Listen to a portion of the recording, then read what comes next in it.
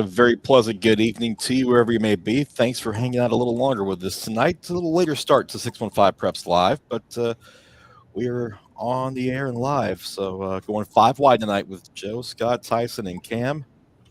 Gentlemen, good evening to you. Good evening. Good evening. Good evening, Matt. Tyson, very, very close to missing the start, but he got in there just under the wire. So way to scramble there at the end. College life, man. Yep. Was literally at Walmart like 20 minutes ago. Not a sponsor. No, not. But Can could be. Can be. Yes, Can your be. name here. We have plenty of places to put your name if you want. So, guys, we're into region play this week for a lot of teams. Not everybody, but most. Some really intriguing games we're going to pick tonight and talk about tonight. But I want to get your thoughts before we kind of dive into everything going back to week 2. What did you guys like? What did you guys kind of find interesting from week 2 results?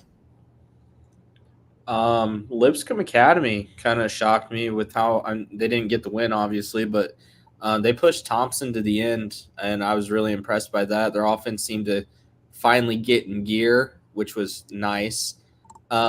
Defensively, they're still really good. So, and then Friday night, Chris, CPA looked the part. Pearl gets a couple of big touchdowns late, but CPA is really good. Pearl's trying to figure some things out. Now that they're in region play, I think they'll get going.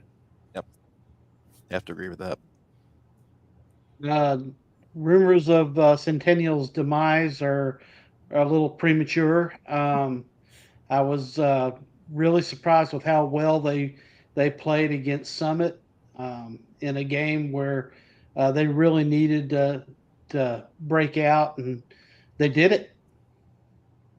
Yeah, the two big ones for me from week 2, I think you got to start with, how about those Oakland Patriots, right? Going down to Anna, Texas, and beating a really good Anna squad down there. TT Hill and Craig Tutt both going for over 200 yards. And then the second one for me in week 2, we have Beach as our next up in 5A, right? And thinking that they figured some stuff out offensively, especially after a slow start against Station Camp, wound up putting up 38 against Station Camp. They come back this past week and struggle to score against Collierville. A little bit of a sign of concern early on, but they got a good chance to rebound this week against a tough Riverdale squad. Yeah. Really not disappointed, but like did not expect that result. DCA Friendship. Friendship had a great first 2 weeks, very high scoring, and then they just get blanked by DCA like that. Yeah, Beach, I mean, like, yeah, they're going up against like a pretty renowned 6A team. So like, yeah, Collierville is on paper favored there, but like Beach looking really good, having a great quarterback, and just getting kind of shut out like that. I was kind of surprised when I saw the score the other day. She was like, wait, it was 12-10, like with Beach. Yeah, I thought it'd be a little higher scoring. Yeah, it too. Pat? I'm going to address something real quick. I do own a Razor. It is official. This does happen about 3 times a year. I don the playoff beard most of the season, but it was getting a little unruly, so we decided to reset everything and start over again. And folks, It won't be shaved again this year, I promise. It will not. Nope. Probably February 7th, 2025. Although you guys can make that happen if you like, just get Gillette to contact Chris. He needs his own NIL. Yeah. Okay, that's fair enough. I'll consider that. I'll take it under advisement. What we also need to take under advisement are some new rankings this week with small class. So let's start it. East Robertson number 1, East Nashville 2, Nashville Christian 3, Gordonsville 4, and DCA number 5. Joe, anything stand out to you with these 5? I think it was a pretty standard week. DCA defensively showed that they're pretty good. Friendship Christian's no slouch. Gordonsville had a really impressive win on the road. They beat Watertown. Sorry, Isaac. Bryson Grisham had a big game in that one for the Tigers. Yeah, I just think it kind of stayed standard. I think these are the 5 best small class teams we have right now, and until something changes, it'll probably stay this way for a bit. Yeah, yeah. East Robertson actually, for losing Isaiah Groves, has shown flashes that their offense has actually evolved a little bit more into a passing game. Uh, so as of right now, you can't count them out. Medium class looks like this with Page, CPA, Macon County, BG8, and Beach rounding out the top 5. And I guess it was kind of a decision between Beach and Pearl Cone there for that 5 spot, huh? Yeah, and you got to give it to a team that's won a game. Unfortunately, Pearl started off the year rough with a couple of close losses to some Division II teams. It is what it is, but I think you got to reward BGA because, man, 68 week 1, 69 week 2, I know. I mean, that week 1 game against Webb really had me thinking this team could be really good. And then obviously last week they faced an inferior opponent and do work. This is a big week for the Wildcats, hosting Nashville Christian. We'll get to that later. So Page and CPA right now stand at the top. Macon County, huge one this week as well. So, Oh gosh, yeah. Yeah, I mean, nope. As Joe said, we like to reward results around here. We do think Pearl Cone is more than likely a top 5 team by the end of the year. But starting 0-2 and Beach is 1-1 and BGA, averaging 68.5 points per game through 2 weeks. I don't think anybody saw that one coming. And then Page, one thing we did see coming, Page is not allowed a point this year. Yeah. Quick thought from me. Like, y'all said everything. I agree with most of it, but I just feel like Beach being 1-1, losing to just like your normal like 6A playoff team, and then beating up on a smaller team, as opposed to Pearl Cone who's going and playing like CPA, who's the number 2 team in medium class, and then NBA, who like isn't an easy game by any means. I feel like they just have better strength of schedule and they've performed better in those games. So me personally, I do have Pearl Cone in that 5 spot over Beach, but other than that, this is a great list. So if Georgia starts the year hypothetically 0-2 and Texas is 1-1, who's ranked higher? Well, if Texas is playing Abilene Christian 0-2 and 1-1 and losing to Ole Miss, and Georgia's losing to Beach lost to a 6A team that did pretty well last year. So yeah, it was a 2-point game. I wasn't gonna. I mean, Pearl is the 6th spot for me at the moment. So that's not that bad of a take. I just love the fact that Joe's just sitting there going scoreboard. Yeah, I mean, I can't reward a team that's 0-2 at the moment, and I think Pearl will be the first to tell you that they're not happy with how they are at the moment. Offensively, they're outside of Javion Kennard. They're kind of a mess at the defensively. They look good, but they got some things to figure out, and I think they're going to take those frustrations out on their region opponents. Yep. Let's have a look at large class where Antioch jumps into the top 5 at number 5 with Oakland, Ravenwood, Ensworth, and Mount Juliet, the other 4. Yeah, I think Antioch and Riverdale was for that 5 spot, and I'm going to lean towards Antioch at the moment for the simple fact they avenged 2 losses from last year, 2 double-digit losses from last year, and they did them on the road. They're road warriors to start off the year. I think Antioch right now has that slight edge over Riverdale, but I think you could switch them back and forth. If those 2 teams were to play, I think it'd be a heck of a game. But Oakland solidified their spot at number 1, but I think Ravenwood's right there too. I think you could argue those 2 teams had the best wins of any teams in our area right now. Yep. Yeah, if I had a beef with this one at all, it would be that Antioch should probably rated higher above Mount Juliet. That would be my only, and that's just because strength of schedule. But I mean, it could be 4 and 4.5. I mean, they're going to out themselves as the season moves on. Yeah. I mean, they play each other here in a couple weeks. So. That will sort itself out. That will sort itself out. Yeah. and the team here in this ranking that nobody's talking about really, and those Chattanooga schools, those boarding schools down there, get a lot of the attention in D2 AAA. But this Innsworth team is shaping up to be a really good football team, and a team that probably our area's best shot at knocking one of those schools off. Yeah, I have to agree with that. Their offense found their groove last week against a pretty good NBA team. So Yeah. Yeah, and for them to find their offense kind of this quickly, that bodes well for them when they start finding these region games because they're going to need it. Yep. Let's hand out some honors and make some people mad in the process. It's our Sellers Funeral Homes Player of the Week award for week number 2. As always, the fans get a vote for this, and then the rest of us have our votes, and the player that gets the most votes overall is going to take home the honors for this week. So look at the list. Bryson Grisham from Gordonsville, T.T. Hill from Oakland, Hicks Hunter from Sycamore, Cade Marable from BGA, Xavier Murray from White House Heritage, Miles Redding from Kirkwood, and Jackson Strout from Gallatin. All these guys put up a lot of big numbers this week. Marable had 7 touchdown passes last week. So, when you look at this list and the numbers they put up, it was hard to pick.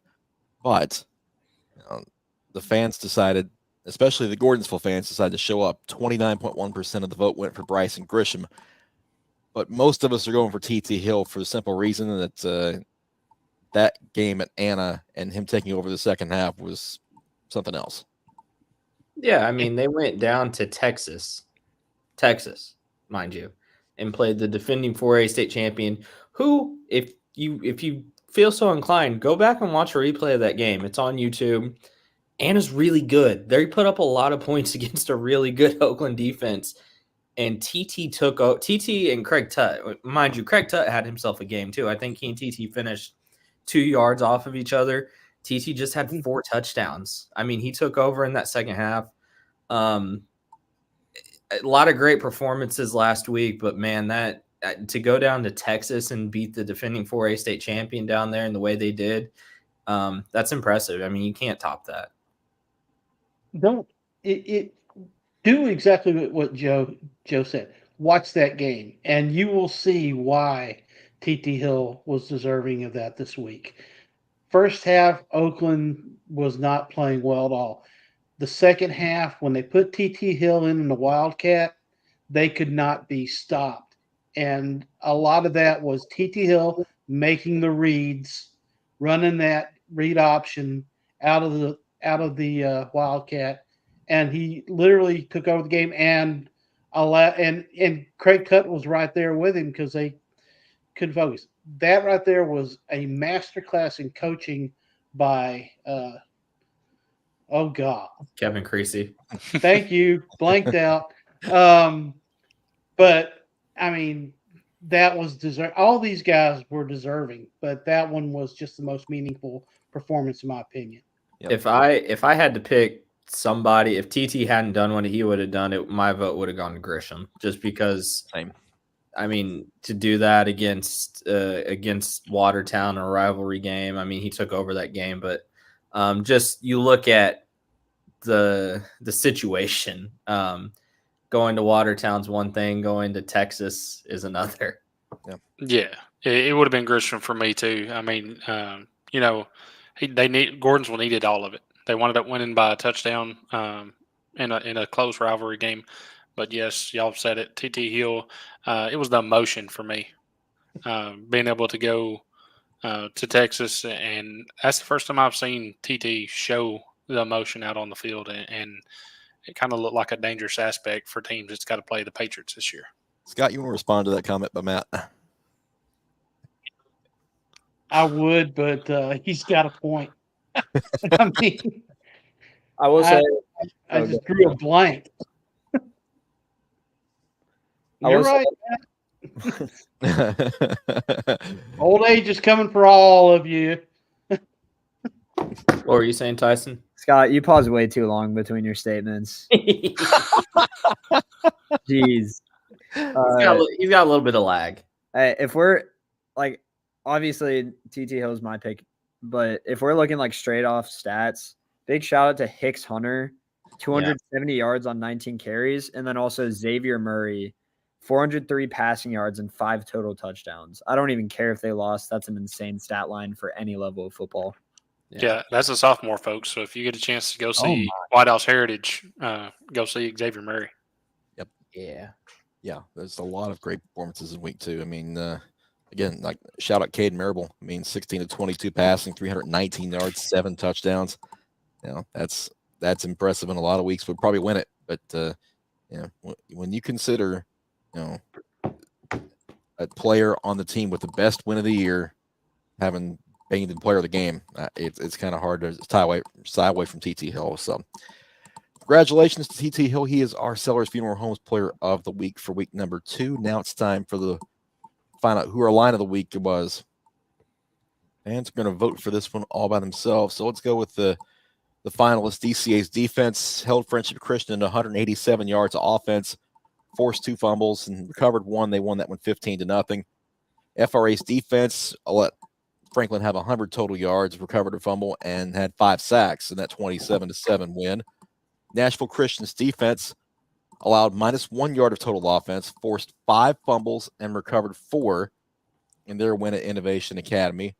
And Oakland's offense, for reasons we've already explained, but they had 530 yards of total offense, 473 on the ground in that win at Anna, Texas. And then Page's defense, second straight shutout. Independence had 105 total yards, and the Patriots forced 4 fumbles and recovered 3 of them. I don't have a drum roll, but the winner is Oakland's offense. 31.1% of the vote this week, and the Patriots get themselves a sweep of the honors here in week number 2. Yeah, back-to-back sweeps. Last week, Macon County swept, and this week, Oakland swept. So, rightfully so on this. I think the fans 100% got this right. I mean, 473 yards rushing. And if you do go on YouTube and watch the game, the second half, the adjustments that they made in their scheme running out of that Wildcat, I was telling my dad actually about it, and they looked like a rugby scrum. Every snap looked like a rugby scrum, and they were picking up 10, 12, 14, 15. They didn't have a lot of 60-yard gains. They were just mauling them 10, 12 yards at a time, and that's more demoralizing as a defense. Yep. And as always, we've got to say thank you to our proud sponsors at Sellers Funeral Homes. So let's do that now. Doing something nice for someone, what a great idea, and Judge Sellers, owner of the Sellers Funeral Home family, is doing just that. The Sellers Funeral Home family, made up of 8 different locations, is proud to sponsor high school athletics throughout the Middle Tennessee area, giving back to the communities that have been so kind to us. That's the Sellers way. Thank you, Middle Tennessee.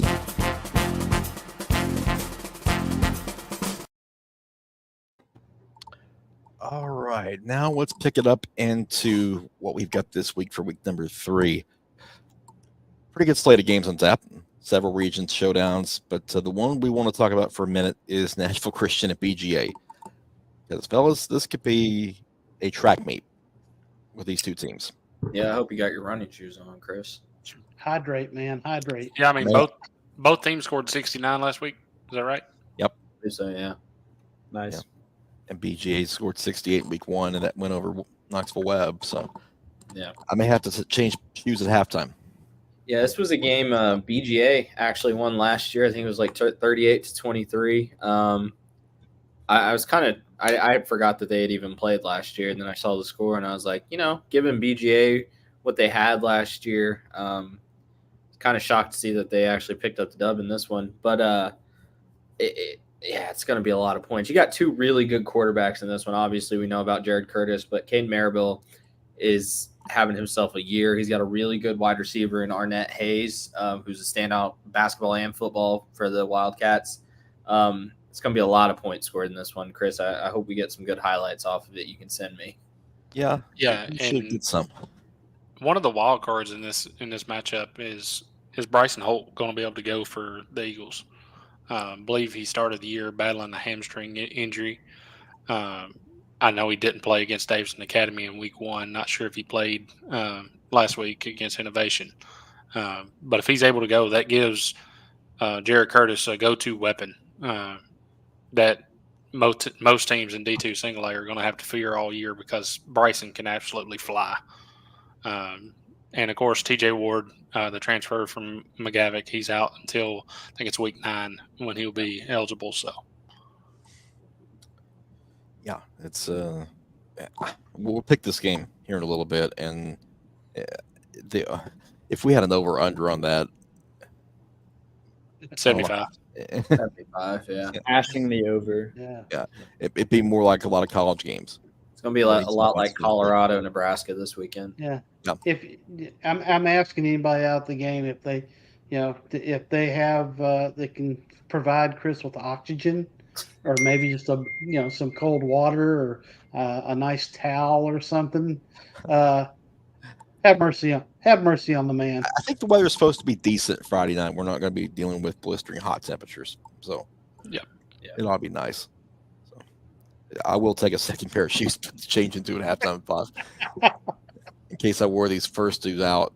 Some other games of note: Friendship Christian at Columbia Academy. The Commanders trying to bounce back after that shutout loss to DCA, but they've got a tough one. Yeah, both teams coming into this one off of a loss. Columbia Academy is a team I think we all think could really contend for that D2A title. If they are real contenders, they need to get a win here. Friendship Christian's kind of rebuilding. Impressed by their defense last week, though. They faced another stud this week in Monte Baldwin. So it could be, if it's a low-scoring game, that really favors Friendship here, as Columbia Academy maybe a little more one-dimensional. But if Monte Baldwin gets going, yeah, good luck. The one thing Friendship can't allow is to get behind by more than one score in this game. If they get behind, they're going to have a tough time catching up. Their offense just hasn't clicked quite yet. But if they can keep this to a one-score game, then and stay in the game, then I think that they have a really good shot at it. But they have to contain Monte Baldwin. Absolutely. Yeah, they definitely do. And offensively, just seeing the Commanders last week, I think with it being so early in the season, it being an out-of-region game, they got to give the ball to Carlando Barton. I mean, that dude is a tank. If you don't know, Carlando is a 2-time all-region defensive lineman that is now playing running back. And DCA had a hard time with him for the most part, but it seemed like he was on the pitch count. So that's something that I look forward to towards the end of the year. I think that pitch count probably goes away. Gallatin, Mount Juliet, one of our top 10 games. This one's a big one. We've talked about this region ad nauseum, and really this is kind of the first domino of how that region's going to sort itself out. This is the type of game at the end of the year you look back on it, and one of these teams maybe wins the region championship Friday night. Yeah, this is kind of the unstoppable force and the immovable object. We're going to find out which one wins physics-wise. Yeah, you got two teams that are kind of have faced opposite ends of the spectrum on this, right? With the way they've opened the year, Mount Juliet's rolled against some teams that they should roll against, and then Gallatin had two really tough games. Hendersonville, who we'll talk about here in a bit, when they play Brentwood, they lost to them week 1. Then they bounced back last week against Station Camp.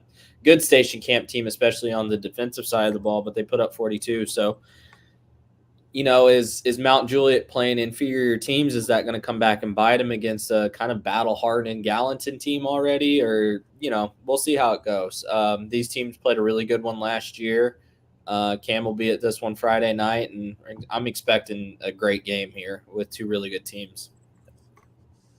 All right, Tyson, time to talk about your favorite subject, Hendersonville and Brentwood. Am I kicking this off? Yeah, go for it. Hendersonville obviously opened up the season. Great win at Gallatin. Gallatin's a good team. They're, pretty well-rounded, good offense, good defense, and they were able to hold them to just 16 points. And so I think this game is going to be about whose defense lets up first. And like, I'm not saying this is going to be a low scoring game, but I feel like the team that strikes first is going to be the team that wins this. And like Brentwood, obviously, like we're always known for our defense and running screens as much as we want.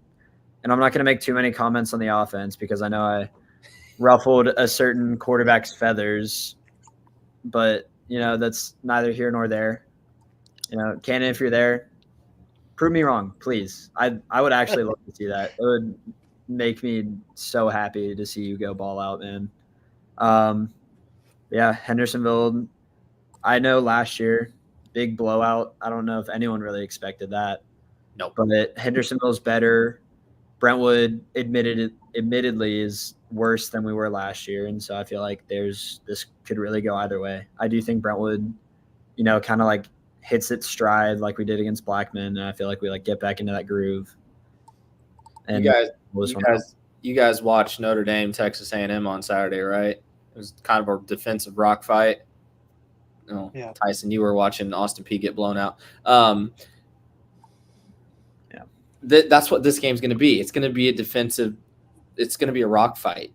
First team to 14 wins here. I think both defenses are really good. I think Hendersonville showed that week 1, limiting Gallatin to 16 points. Brentwood struggled last week against a BA defense that I think is much better than they were last year, but Brentwood's offense is figuring stuff out. Yeah. Brentwood defensively is always good. That's just what they are. As long as we got Michael Kane at the helm.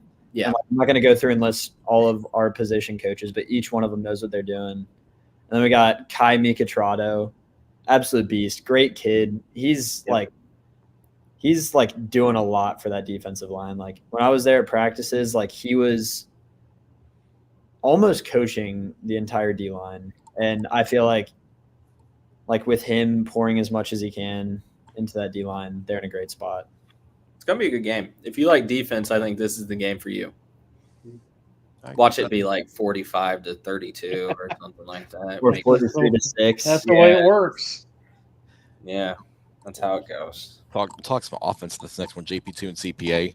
JP2's offense has been pretty good the first 2 weeks, but hasn't had any wins to show for it. CPA 2-0 in impressive fashion. Yeah, CPA. I think this is a good game for their offense to really get going. Pope's defense has kind of struggled. It struggled last week. I know they got back in the game against Father Ryan, but CPA showed last week against Pearl they are not afraid to air the ball out, and I think they'll keep doing that this week and just give the ball to Ross Patterson and good things happen. The Lions are not the team to get well against. Yes, they're not the ones that you want to play when you're trying to get things sorted out. That means that it's going to be a tough battle for JP2 to stay in this game. I think offensively they can do some damage, but that's a lot to that's a tall task for a young team. Yep. Big one up there near Cookeville, Macon County and Upperman. Battle for supremacy in 4-4A. I mean, it doesn't get better than this, does it? Massive. You got to stop Bronson Chaffin. That's got to be the sole focus for the Tiger defense. Make anyone else beat you but him. You can't. You got to make him pick is what you got to do. You got to make him throw the football or you got to make him run the football. You got to make him pick one because if he does both, you cannot stop him. Well, that's what I'm saying. Focus on him. You've got to focus. Anybody else can beat you. The wide receivers can beat you. I know the running back beats you, but you cannot let their primary weapon beat you. Now, that is much easier for me to say than it is for anybody to do. I understand that. But, I mean, that's the team that can stop Bronson Chaffin is the team that beats Upperman. Yeah, and I don't know if anybody will. I think he's next level. I know we all did our preseason predictions. We all had Pearl winning, repeating as state champions. I think Upperman right now, am I way too early into the season? I mean, Upperman just looks like a different beast. Now, if Macon County goes out there this week and gets the win, I mean, all gloves are off. This is going to be a heck of a game out in Baxter. If it was closer, I would have loved to have gone to it. It's just too far away.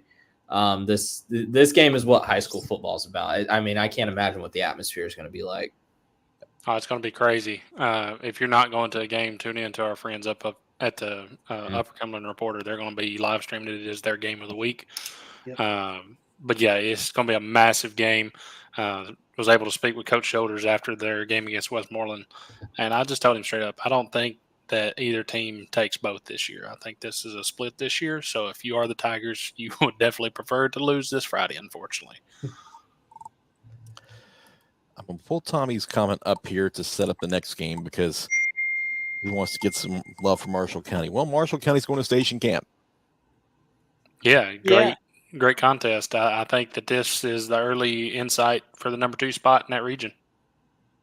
Yeah, Tyler Thompson lit up Shelbyville for 339 yards and 5 touchdowns last week. Now there were some blown coverages and things of that nature by Shelbyville, but that's still really tough offensively. They got a speedster in Asia Jones that is really good, but I don't think they've seen a defense as good this year so far as Station Camp has the potential to be. Now, whether that defense, plays well this week against Marshall County, it's hard to say. Yeah. Riverdale and Beach are going to go at it up there at Shackle Island. Beach, home opener last week, didn't go their way. Riverdale had its way with Henry County. Yeah, I just wonder what offense will get out of Beach. Back-to-back weeks where they've stumbled out of the gates. Week 1, they were able to rebound and get the win over Station Camp.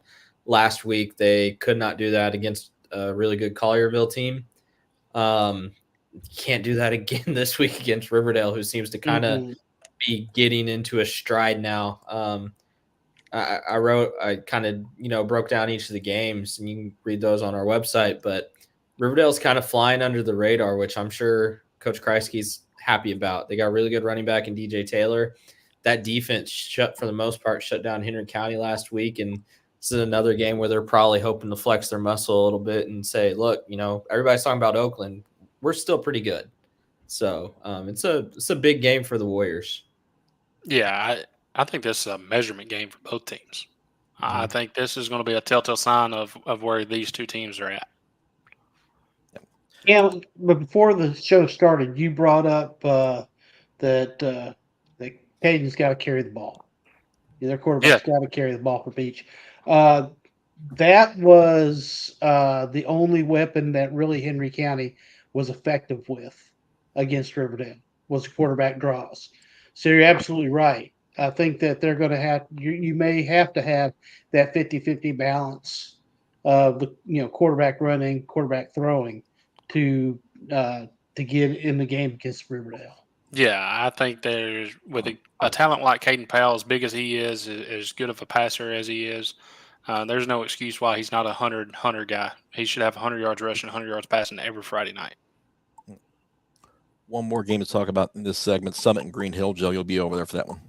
Yeah, excited to check out the Hawks this year for the first time in person. We're working on our project, and episode 2 is coming out next week. Just a little tease for that. But no, I'm excited to see that. Cannon Burrows is having himself a year, guys. Passing the ball. He's showing that he's a dual threat quarterback, though. He's ran the ball really effectively. Summit's beating up on teams that they should be beating up on with the talent they have. Aaron Mattingly came back last week, had 3 catches, 2 of them were for touchdowns. They're going to need him to be big this week. Nick Owens has had himself a great year as well. Summit kind of stumbling into this one. This was the game last year where Cannon kind of put himself on the map, though. He had a huge game, threw for 6 touchdowns, I believe. So if they can replicate that performance, I think Green Hill should walk away with a win here, but it's 6A football, so anything can happen. Yeah, now this was the wild game from last year, right? 41-35 or something like that. It was a crazy game. Yep. All right, folks, time for us to make amends. We got some picks wrong last week, and we need to atone for them.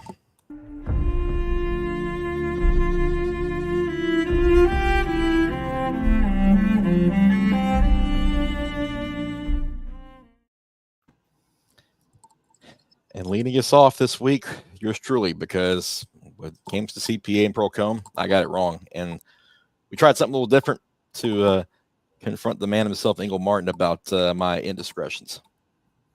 Here's Ingle Martin after the 21-15 win over Procom. Coach, I got to apologize because I got to be a man of my word. I said I picked Procom all year long, and I couldn't stop this week, so I picked them, but you proved me wrong. So congratulations, and I personally apologize for going against you guys. Well, I appreciate it. I'd pick Coach Brunetti too. Yeah, thank y'all. Let's get some barbecue sometime. Yeah, for sure. Thank y'all. All right. Yep. Had to fess At up some point, man, you gotta learn. Don't pick against CPA. You did it last year when they played FRA. Joe, you're asking me to be a liar, and I'm not going to do that. I have more character than that. I'll give you that. No, I told him straight up. It's like, oh, it's just business, is all it is. So CPA knows where I'm going with this the rest of the way. Isaac gets to apologize this week, even though he's not on the screen. He sent one in himself. Dear Brentwood Academy Eagles, I have been informed that I have wronged you. I have wronged you by picking you to lose in last week's matchup versus the Brentwood High School Bruins.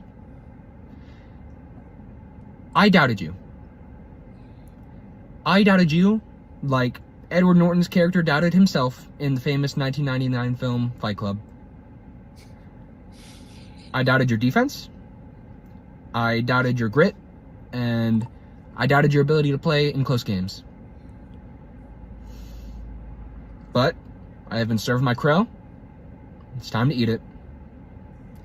So I'm sorry. Truly. I'm sorry for doubting you. And if last week's performance is any indication as to how this season is going to go for you, I have a feeling a lot of people are going to be apologizing to you this year. So thank you. And I'm sorry.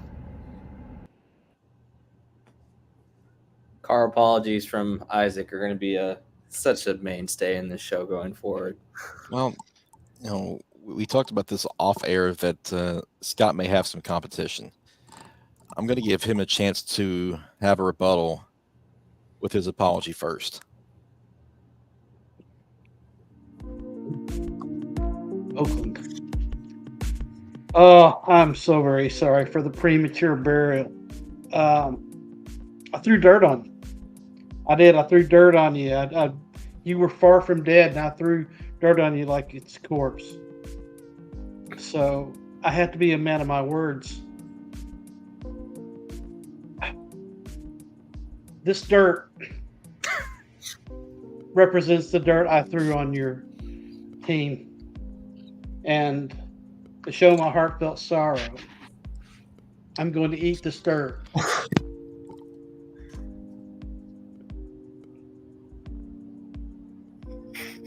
I'm sorry for doing this.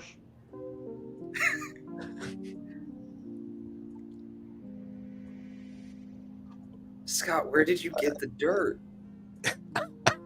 I have so many questions. I bet it's just like Cocoa I have Palace. just one. Why? Do we need to get you tested? What? This man ate dirt. That boy ain't right. I have my suspicions. Yeah, I'm concerned.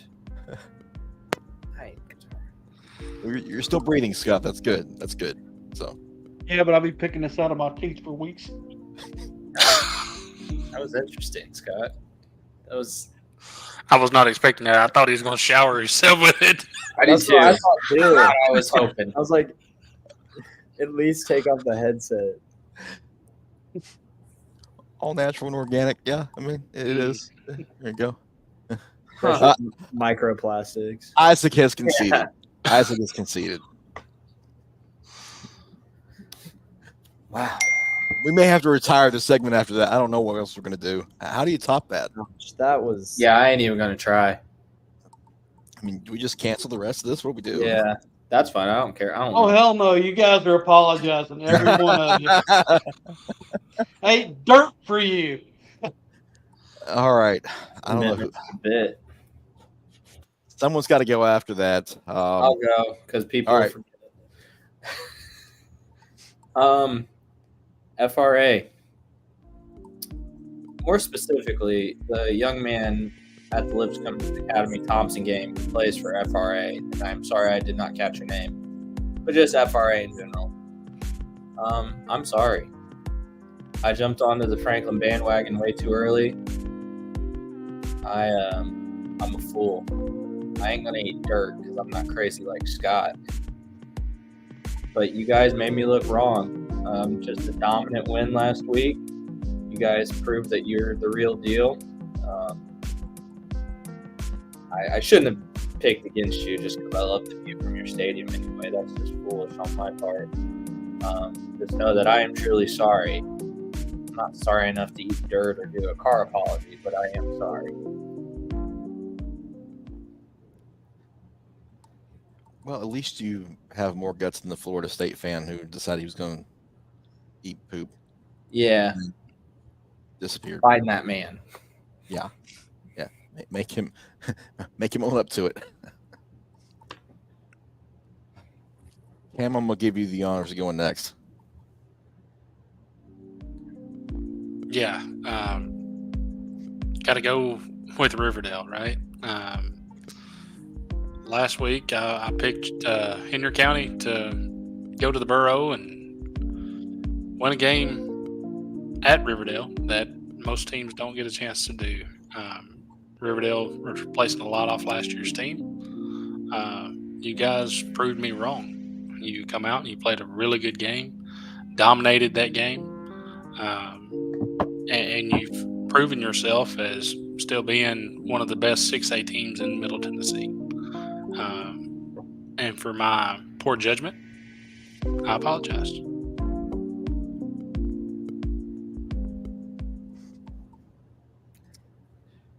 Tyson, you were spared this I'm week not. because you very easily could have ended up with a team you didn't want to apologize to. Well, We were the not. reason I'm not apologizing to Brentwood Academy is because I texted them like right before the game, and I'm like, if this is a close game and BA wins, I'm not apologizing because I did pick the underdog statistically. So, but Gordonsville, I'm sorry, man. I was not familiar with your game. Admittedly, I'm still not. I don't even know what classification you guys are. I just know you guys are good. I didn't even know it was a rivalry game. Yeah, going a little off script. I'm sorry to, like messing up the chemistry in a slight bit in the Brentwood locker room. Y'all are my brothers. Cannon, I'm praying on your come up. And yeah, what I said was a little harsh. I could have said it a lot better, but there's a character limit on Twitter. So that's all I'm gonna say. Got a double apology. And a triple apology. I apologize to Southern Illinois because, knock on wood, y'all are lose on Saturday. All right. I will say this: like, we didn't make Isaac apologize to Gordonsville. We didn't make Tyson apologize to BA.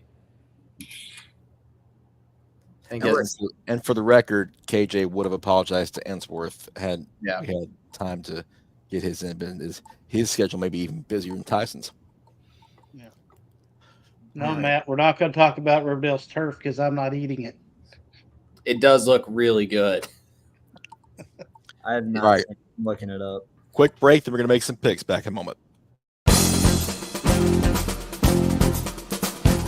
Doing something nice for someone, what a great idea, and Judge Sellers, owner of the Sellers Funeral Home family, is doing just that. The Sellers Funeral Home family, made up of 8 different locations, is proud to sponsor high school athletics throughout the Middle Tennessee area, giving back to the communities that have been so kind to us. That's the Sellers way. Thank you, Middle Tennessee.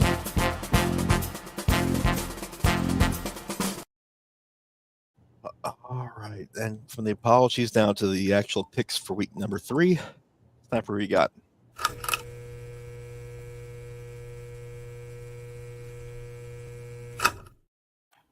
Oh, we thought Tyson would fade after week 1, but he's still sitting there, first place. I faded on the top 10. Actually, I did predict I'd go 5-5. So, Yeah, but it's close to the top, and we expect it to be that way all year. Yeah. So what do we get wrong? Well, a lot in this top 10 anyway. A lot of red there. Know who you got out of this top 10 group, and yeah. That was dang near perfect. I fell apart on the other games. They all count, Scott, but you get your flowers for 9-1 in the top 10. All right. I'll eat them. So here we go. Let's Please start don't this. hit anymore, Scott. Yeah. Let's start.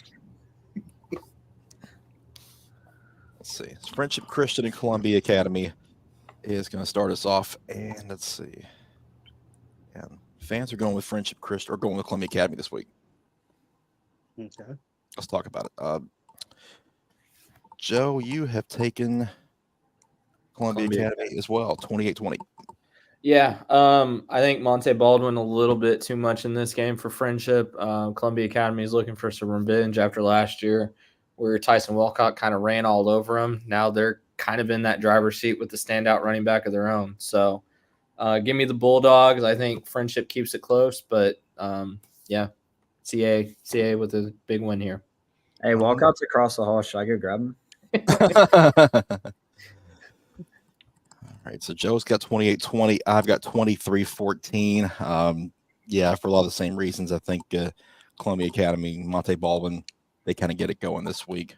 Cam, 28-7. Yeah. Monte Baldwin is a Mr. Football finalist. Last week, sophomore King Gardner for DCA ran for right at 100 yards against Friendship. So I think this could be a long night for the Commanders. Scott, you got Friendship Christian by 10. Yeah, I heard that that Tyson was going to smuggle his hallmate down to Wilson County. Look, Friendship took one on the chin last week, but they still held a potent DCA team to only 2 scores. On the flip side, Columbia Academy's allowed 38 points per game. I think that Friendship keeps this one close and wins it in a tight one. Okay. Tyson, you've got Columbia Academy by 9. Yes, Monte Baldwin. I know who that is. Very good player. I don't know. I just thought like Friendship, at least from what I've seen, which is Max Preps and CoachT.com. Friendship just they look inconsistent. They look like they're trying to like not really find themselves because like they've been playing the same kind of Friendship Christian football, but just like trying to find the results again. And I just feel like Columbia Academy is just going to come in and, really like Friendship got shut out last week. And I feel like Columbia, their defense statistically isn't great, at least with points. So I feel like Friendship's going to be able to put up some, but I feel like Columbia's just going to take it. All right. Gallatin and Mount Juliet's up next. Mount Juliet, 75% of the fans going with the Golden Bears in this one. Joe, you like MJ 35-24. Yeah, I think when you talk about this region and how just kind of up in the air it is, I think right now when you look at a complete roster, Mount Juliet has that. Gallatin, we're still trying to figure out what they are defensively. I think Mount Juliet runs the ball really well in this game. John Michael Crudup has himself a game, and Mount Juliet starts off region play 1-0. I like a close one here. I think Gallatin's offense will do enough to keep them in. I do want to see that defense take a step forward, though. Yeah, same. I trust Mount Juliet's defense a little more than Gallatin's right now at the moment. I think Atticus Figueroa could have a big game for the Golden Bears. Again, I agree with the close score, but I think the Bears get their first real challenge in the season in the form of Jackson Strop. They've been playing well. I don't be surprised if Brooklyn Nugent adds another pick to his total this week. I want Gallatin to win, but I feel like Mount Juliet, just how I see this playing out, Mount Juliet is going to like go down by like 10 or 14 because they're like, oh, shoot, this is an actual team we're playing. We're not just playing some pay-to-win games. But they're going to eventually like, kick it in and get moving. Well, shout out to Court Getty, Mount Juliet alum. Haywood of Oakland, battle 2-0 teams, 93.6% though, taking the home side Patriots. Yeah, I think Oakland's just a little more talented than Haywood in this. If you're Haywood, this isn't a slight on you at all. I think Haywood's probably the best team out of the West to come in 4A. Really, really good running back matchup in this one, obviously with TT Hill, Craig Tutt over at Oakland. But Haywood's got a couple of dudes on their own, including Cam Miller, who he's had himself a year so far. So Tomcats come to town, but Oakland just a little too much. Oakland gave me all I needed to see last week. Yeah, Chris, you made your statement as you're not going to pick against Pearl-Cohn the rest of the year. I'm not picking against the Patriots all year. Yeah, I think the Patriots got everything they needed from the Texas State champions. A tough opponent, a comeback victory, hopefully some Bucky's brisket on the ride home.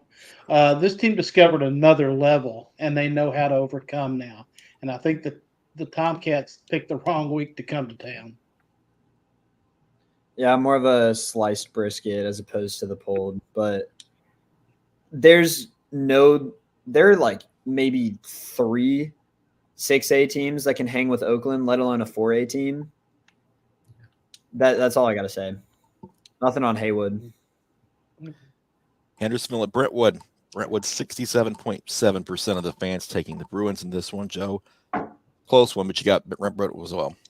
Yeah, it's a rock fight. It won't be the blowout we saw last year.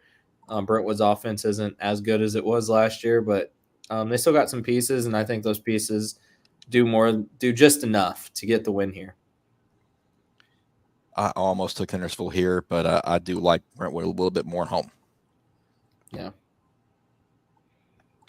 Yeah, I think we're all in agreement. Very low scoring. If either team scores 20, that team's going to win. Yeah, I agree. Hendersonville is an intriguing team. The defense played really well. I almost picked them as well, Chris. But I think the way this young Bruins team put up a defensive battle against BA, I think their special team. It comes down to special teams, and I think their special teams take it. I'd have to agree with you, Scott. Brentwood, there's definitely like Keenan Fisher, kicker, still like coming into his own from like actual field goals. But I believe that like the special teams unit with like the change in like, especially with the punt team, change in scheme, I feel like we have like the best punt and field goal block in the state. We blocked London Baronis last week. But what stands out to me is that Hendersonville allowed 13 points by Northeast. And I feel like, yes, they won 42-13, but I feel like that's a weakness, and Brentwood's going to attack that. JP2 and CPA, 91.4% of the fans on the lines. Joe, you've got them by 18. Yeah, CPA is there. Pope's not there yet. Could be in a year or two, but CPA as long as Ingle Martin's there. Yep. Learned my lesson last week. Won't happen again. Yeah, too much CPA. We can talk about their offense, but their defense is really good, guys. Yep. Learned my lesson last year. Not going to happen again. Yeah, CPA is there. JP2 is just not. Macon County, Upperman. 50.5% of the fans on Upperman, the closest vote we've had so far in this batch of games. Joe, you like the Bees by 4. Yeah, these were 2 really good games last year when they squared off. I just think Upperman's a different team, man, and they kind of remind me of Pearl last year. You get to state, you lose in heartbreaking fashion, and now they're here. So, give me the Bees. Those of you who know me know why I got to pick this. Homer. Simple as that. Get him, Cam. I mean, listen, I'll be more than happy if Macon can find a way to win this one, but Bronson Chaffin is starting the year on a really, really high note. I like the Bees to squeak one out at home. Again, toe coach shoulders. I think they split. So this is the one that you'd rather lose. Yeah, I'm picking Macon County, and and this is why there's one difference in this game from the last year, and that is the emergence of both Borders brothers. Um, so I think that with the offense that they got, Macon's got a little bit something extra. I wouldn't put it by Kyle to pull something out of his back pocket. But yeah, I think that Macon County at some point they've got to win, right? And I think why not this? Why not this one? Yeah, both teams are really good. That's really all I have to say, except that I don't like how Upperman goes by Upperman, but they put Baxter on their jerseys. It confuses me. Choose one. Yep. It doesn't Yeah. matter. Make it So easy, guys. I will make a ultimatum for the Tigers out there, though. You win this game, I'll be on the ridge in the quarterfinals. Marshall County Station Camp, big one in that region. Station Camp gets the fans vote 53.8% there with the Bison. Joe's got Marshall County in a close one. Yeah, I think Station Camp's getting there, but Marshall County seems like they're a clear top 2 seed in this region. I think Marshall County, I may be being generous on this score too. I think the Tigers can put up some points. Yeah, they can put up some points. I do think Station Camp will at least keep this one reasonable. Yeah, I think it's going to be a great game. I really do. I think Station Camp's defensive ends are going to be able to get enough pressure to make the quarterback for Marshall County a little bit rattled, more so than he has been the first couple of weeks. And I like Station Camp to edge one out. Tyler Thompson. I think that he's going to be the difference in this game. The Marshall County quarterback. He's elusive. He's quick. He's got a good live arm. He's got good receivers. I think it's Marshall County in a close one. Yeah, I feel like, I don't know. Obviously, I don't know too much about these teams. All I know is the scores of their games and who they played. Marshall County just looks better on paper, and that's kind of what I'm rocking with. Also, is a bit of a homer pick because I cannot, in good conscience, pick Station Camp as a Brentwood soccer fan. That's fair. That is very fair. On to Riverdale at Beach, where the fans are siding with the Warriors on the road, 63.4%. Joe, you do as well. Yeah, I think DJ Taylor's the difference here. Henry County and Beach, I think Beach is probably better than Henry County, but Riverdale, I just think they're good. They're really good. They're under the radar, and DJ Taylor has himself a game here. Sorry, Matt. Yeah, sorry, Matt. I gotta go ahead and say that too because I'm kind of on the same boat. I just need to see Beach a little bit more offensively before I can pick him in this game.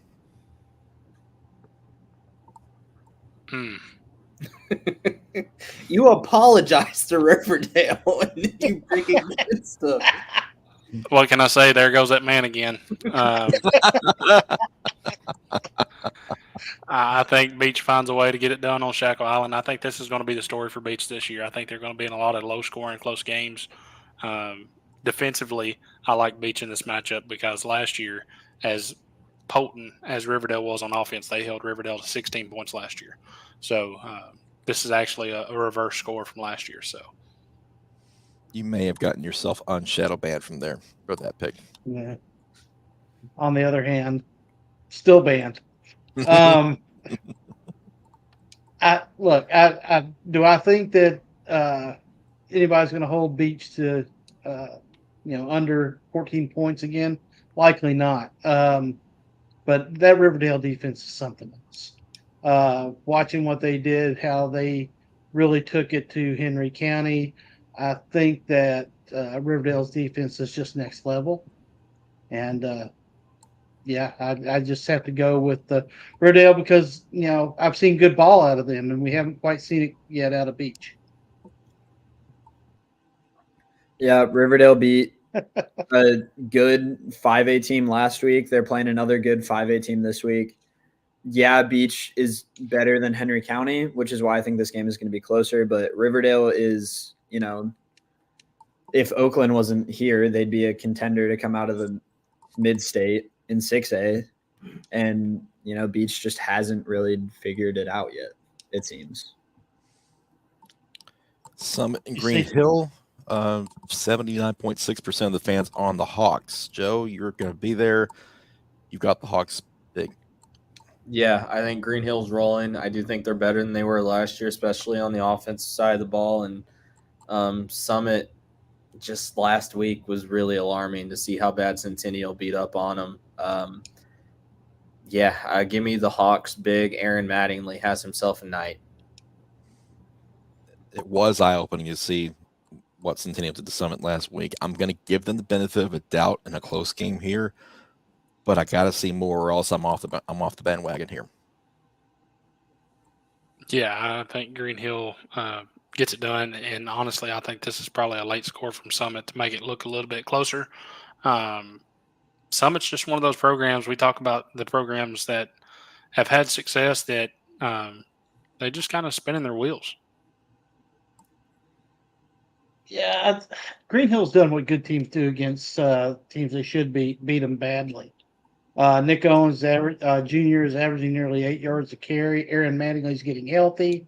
But I do think Summit is better than what the scores are indicating. That this is a very tough team, and I think it's a good test for Green Hill. Yeah, sure, it was a close game last year, and I feel like this is probably the game I'm going to apologize for if Summit either puts up a good fight or they win. I'll be there, so I'd have to apologize, Tyson. Yeah, that's fair. But it's without the Wade twins, and I'm speaking from experience, Summit is nothing without the Wade twins. And I feel like bringing in a former NFL quarterback as your offensive coordinator when you have the personnel to be a running offense I just feel like you're putting makeup on I don't know the specific saying, but you're putting makeup on a pig. You're putting makeup on a pig, wrong farm animal. But yeah, I got Green Hill rolling. Too many jokes. Yeah, way too many. Way too many. On to our spotlight game, which is Nashville Christian to PGA. The fans are on with the Eagles, 53.8%. Let's see the numbers, Joe. Yeah, you don't want to go off last year way too much, right? But BGA won that game pretty handily last year without Bobby Bentley. They have Bobby Bentley now. Caden Marable's playing at an insane level. BGA has gotten some guys in that are making a difference. I just think the Wildcats have too much here, and being at home, I feel like the atmosphere is going to be electric. I think you're going to have a great game. I think the Wildcats get up big. Nashville Christian makes a comeback thanks to Jared Curtis, but it's not enough. So give me the Wildcats. I've never picked more points in a game in my life. I probably never will again. 51-40 BGA, and I'm going to need probably a new pair of walking shoes when it's all over. Yeah, I like BGA in this one. I think their momentum continues to climb. And honestly, with the amount of points that they've been putting up, if they keep winning, we're going to start talking about that BGA CPA matchup at some point, I'm sure. BJ starts out of the gate. Probably one of the few teams that could keep pace or outpace the Eagles here. I've yet to see a team that can score at this rate. Truthfully, my biggest concern is that the officials don't hydrate, and the game goes long. I'm worried about you, Chris. I am. Fair enough. Yeah, both these teams are just very powerful, crazy good offenses. And what I went off of here was the game last year. Like, I feel like both teams are returning their major playmakers, and I feel like that's going to be the difference maker. And I feel like BGA gets this. And I actually have to go. So this is me signing off. Bye, guys. Good to see y'all. See you, buddy. See you, Tyson. All right, so there's his official last word of the night. There's not a better quarterback matchup I think we'll have in our area than this one. This sounds very conservative. This sounds very conservative, but I think both quarterbacks have 4 touchdowns Friday night. Yeah. Yeah, I would have to agree. It's probably conservative. We've got one more little piece of business to attend to, and our friends over at the Humane Society of Sumner County have been helping us all year with these picks. Haven't had a whole lot of luck, though, with Tucker and Jerry. Their first two picks both resulted in losses, and that's actually CPA Pearl Cone on Jerry's pick. So our furry friends are 0-2 so far. But can we turn it around this week? Dobby came from the pound. He was on the euthanasia list. He got pulled literally moments. He already had the first shot. So he got lucky. Somebody called, canceled their appointment, and I called them back immediately, and she literally ran down the hall to stop them from the second shot. So he's a very lucky boy. He's about 2 years old. He is a red bone hound. He is very friendly, very sweet. Kids, dogs, not sure about cats yet. But very hound dog, like into all the smells and sounds and everything else. But housebroken, well behaved, fully vetted, heartworm negative, and a very, very lucky boy. Really lucky boy. And when they got him, he was half this size, and I have a video of that too. Just skin and bones. You can see the pelvic bones, count all the ribs. So they got him all healthy and couldn't necessarily find a spot, and she called and asked me, and I actually, luckily, made a spot very quickly for him, and he got to come in. So he is looking for a family. He might make a good hunting dog. I really don't know because I don't hunt. But that is what his breed is used for. But he is also a very good boy and likes people and dogs and just wants to be part of a happy family. Yeah. He is a bundle of energy, that's for sure. Yes. Daddy, look. Which one do you want? Come here. Hey, Daddy. Daddy, look. That was quick Yeah, and decisive for Nashville Christian. Oh my goodness. Easily the quickest pick we've seen when we've been doing this. So You like that one. yes, it was. He's a good boy, Dobby. Very good job. That was perfect. Somebody go get that boy. Yeah, just in case you didn't catch it, he was literally about to be put down. He was on the table. He'd already had the shot, one of the shots, and they essentially rescued him. So he's a great dog. Name's Dobby. He's a bundle of energy. There was a lot going on outside the door that had his attention. So it was really impressive when he came and got the treat. But he's a great dog. He's only a couple years old, it looks like, and he very sweet, and he looks like he could be a really good hunting dog if you're into that. Yeah. Let's see if that breaks the streak of losses to start the year. That would be wild. We go from look, Scott, what happens is if they go 0-3, this just proves that Reggie truly was the go. Yeah. Yeah. Yeah. They might be proving him wrong right now. Reggie don't miss. No, he didn't. No. All right, time for us to get out of here. We'll have all of our picks will be on the website tomorrow morning, 9:00, so you can see every game from the area and how we pick for week 3 there. One more word for week 3. Scott, why don't you go and start us off? First of all, Cam, looks like your favorite nation status with Beach is back in. You're back in the good graces, and they have deep fried honey buns wrapped in bacon now. Yeah, exiled out here in Pennsylvania. Let me tell you, if you can get a chance to go to a game in our coverage area, do it. I miss it immensely. I miss the crowds. I miss the parents. I miss the kids. I almost miss these guys. But truthfully, support your local schools. Get out there and see a game and learn how to. You won't regret it. You'll learn how to be a kid again. Cam, you're up next. Yeah, I mean, I think you hit it right on the head. This week is the first week that we get big-time region matchups. Macon County and Upperman pretty much playing for a region championship. Or at least that's what most people think. And Gallatin Mount Juliet playing for maybe the early inside break for a region championship. So, man, it's about to start getting fun. But unfortunately, it's about to start going really downhill real fast.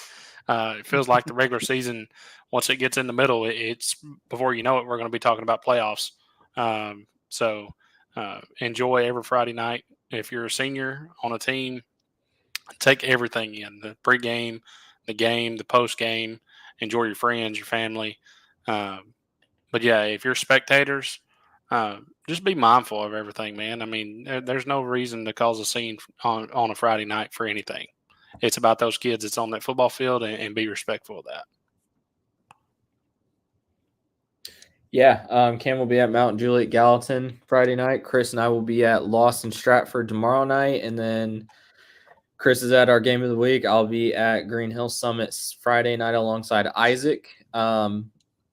As Christian Capozzi lovely pointed out last night when we were talking to them, we are a third of the way through the regular season, guys. As heartbreaking as that may sound, let's just focus on the now. Really good games this week. If we didn't talk about your game here, we'll talk about it on Saturday on the scoreboard show.